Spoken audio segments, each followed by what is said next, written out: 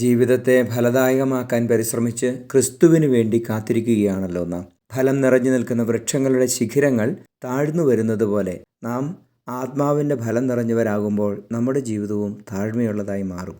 എളിമ വെറുമൊരു പുണ്യമല്ല, ഒരു സ്വഭാവമാണ്, സ്ഥായിയായ ഒരു ഭാവമാണ്. എളിമ എന്നത് വെറും ലാളിത്യമല്ല, അഹം ഇല്ലാതാകുന്ന അവസ്ഥയാണ്. സ്വയം ശൂന്യമാകലാണ് അത്. ക്രിസ്തുമസ് തന്നെ എളിമയുടെ ഉദാത്തമായ ഒരു ഉദാഹരണമാണല്ലോ. ദൈവമായിരുന്നിട്ടും സൃഷ്ടിയായ മനുഷ്യനായി മാറിയ സ്രഷ്ടാവിൻ്റെ സ്വയം ശൂന്യവൽക്കരണം എന്ന മഹാരഹസ്യമാണ് ക്രിസ്തുമസ്. കൃപ നിറഞ്ഞ മറിയത്തിൻ്റെ താഴ്മയെ കർത്താവ് കടാക്ഷിച്ചതുപോലെ കൃപയുടെ നിറവിൽ ആത്മഫലം ചൂടുമ്പോൾ നാമും താഴ്മയുള്ളവരായി മാറും. അതായിരിക്കും നമ്മുടെ യഥാർത്ഥ ക്രിസ്തുമസ്. അഹവും അഹങ്കാരവും വെടിഞ്ഞ് എളിമയുള്ളവരായി മാറുവാൻ നമുക്ക് പരിശ്രമിക്കാം. ഔദ്ധത്യം വെടിഞ്ഞ് എളിമയുടെ തലത്തിലേക്ക് നമുക്ക് ഇറങ്ങി വരാം. ശൂന്യമാകാൻ വിട്ടുകൊടുക്കാം.